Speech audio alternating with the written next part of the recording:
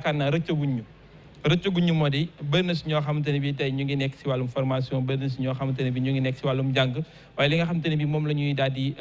li ub seen bopp mooy débouché maanaam bu ñu jàngee ba noppi fan la ñuy teg seen tànk ñooñu mooy waral bu ñu ko amut ak féeteerloog mer am bay fës si li nga xam ne moo di penc mi ñooñu yaakaar naa war nañ leen a watal solution dëgg la naa mit teel a commencé si li nga xam ne moo di njàng mi si ñi nga xam ne ñoo di parentel yi doog di dugg jàng dal baa loolu tamit baax na si ndax ñu màggaale ko jikko yi nga xam ne moom la ñu soxla bu ñuy dugg si wàllum politique ndax bokk na si li nga xam ne mën naa am indi na jafe-jafe yu bëri yi ndax daanaka Sénégal bu ñu xasee dugg si yenn échéance rek daanaka dañuy toog juróomi at yoo xam ne politique rek la ñuy def day mel ni gouvernement bi dootul tal dara day mel ni opposition bi dootuñu tal dara lu dul politique ndax génn nañ ci élection législative yi li nga xam ne moo di palum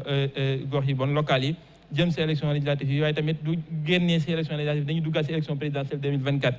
ngeen am ay gox yu bëri yoo xam ne ñàkk ngeen ko yow sax bokk na ci goxu Biscuiterie bi nga xam ne danga ko xëccoo ki nga xam ne moo di Djibril Wade moom mu mujj gañe ko Ndakaaru di nekkoon fi nga xam ne gënoon ngeen ci teg bët ngeen ñàkk ko yéen a ngi jëm si li nga xam ne moo di élection législative ndax am na ay jooyanti yoo xam ne def ngeen ko ngir bañ a rëq-rëq yooyu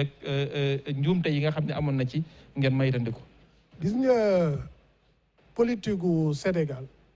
jikko moo ko yàq ak wor mun naa profité quand même saluer notre nouveau maire yi nga xam ne wax dëgg yàlla c'est la population de Biscuiterie yi ñoom ñoo ko tànn Djibril Wade monsieur Djibril Wade suma grand frère ñu ngi koy féliciter et il le mérite li mu def ci NGB tey jii suñuy wax NGB suñuy wax ñaari tali Grand Dakar yóbbu na ko à un niveau à une dimension nationale et internationale parce que bokk na ci équipe yi nga xam ne au moins dem nañu ba première division mu sañ fa egg donc c'est pas te lu ci bëri ci alalam la ko def donc c'est un sacrifice qu'il a fait te tey jii yàlla wax dëgg yàlla récompensé na ko ci loolu ñuy féliciter aussi notre président de la République ndax nous sommes 557 communes soo ci xool ñi ci am terrain bu mel nii ñu am bariwul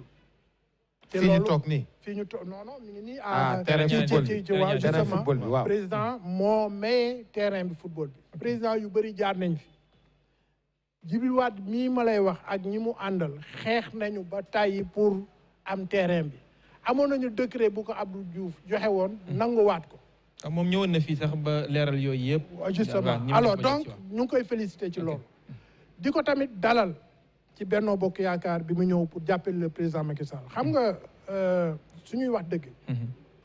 ce que le président Macky Sall a fait en infrastructure ici au Sénégal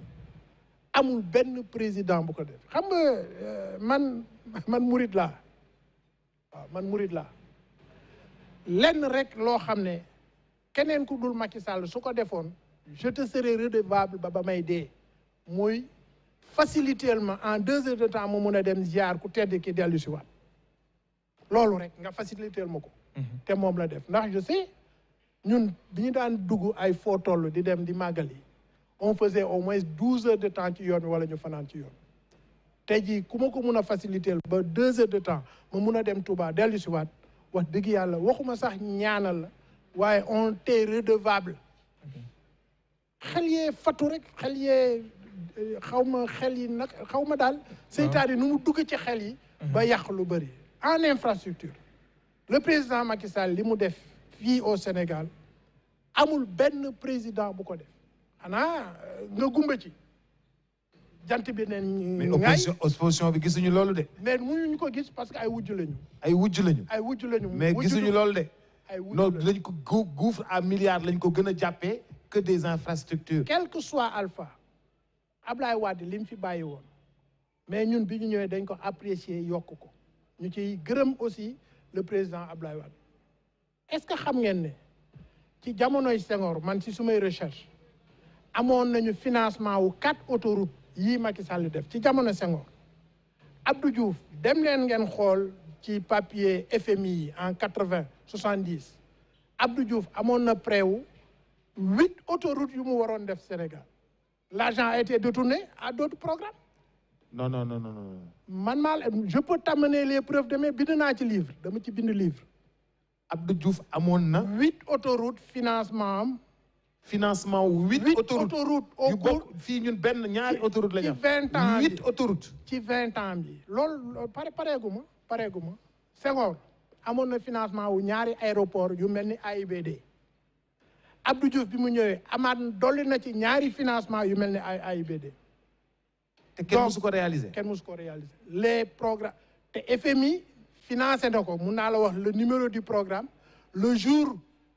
bi nga xam ne xaalis bi dugg na ci gouvernement programme yooyu yëpp dama ci bind livre dama ci def recherche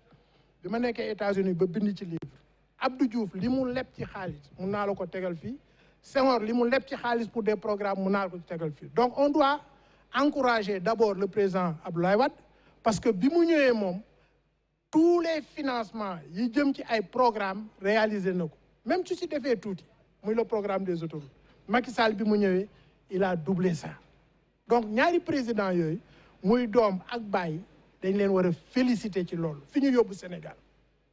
su doon jamono Abdou Diouf lañ nekk jusqu'à présent du ñu am BRT du ñu am TER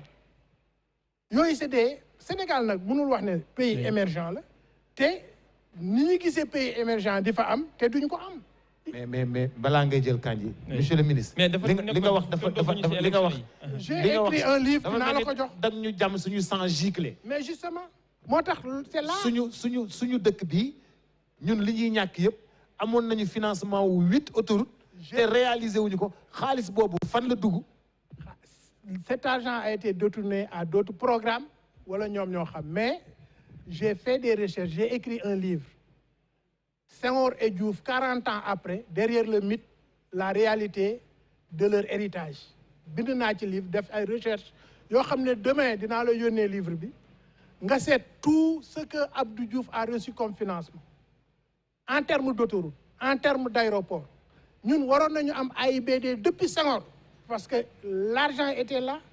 L'argent était versé dans le trésor public pour nous réaliser un aéroport à la dimension de AIBD. Donc, Abdoulaye Wade, bi mu ñëwee ak Macky Sall dañu waroon a yaatal aéroport yi yaatal autoroute yi. Donc, on a été impacté déjà par une politique du PS durant 40 ans. 40 années la ñu tardeel ñoom. Abdoulaye Wade moo ñu joxaat une émergence économique. Macky Sall ñëw jaar ci tànku Abdoulaye Wade bi doublé la nga xam ne moom la Abdoulaye def parce que c'est son élève c'est son fils. mais en même temps mu doublé bor yi aussi parce que Sénégal. bon ma ñëw ci bor xam nga Sénégal dañu xamul lan mooy bor ku am bor rek dañu def mais États-Unis moo ëpp bor ci àdduna et c'est le pays le plus développé.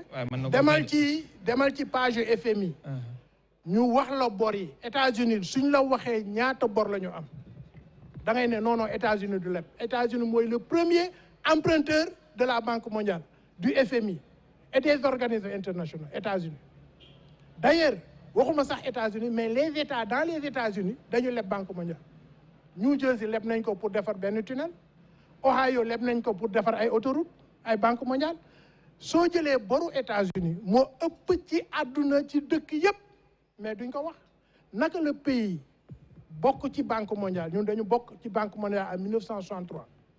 la ñu bokk ci Banque mondiale mais nu tax ba duñu leen leb xaalis yow lan mooy sa banque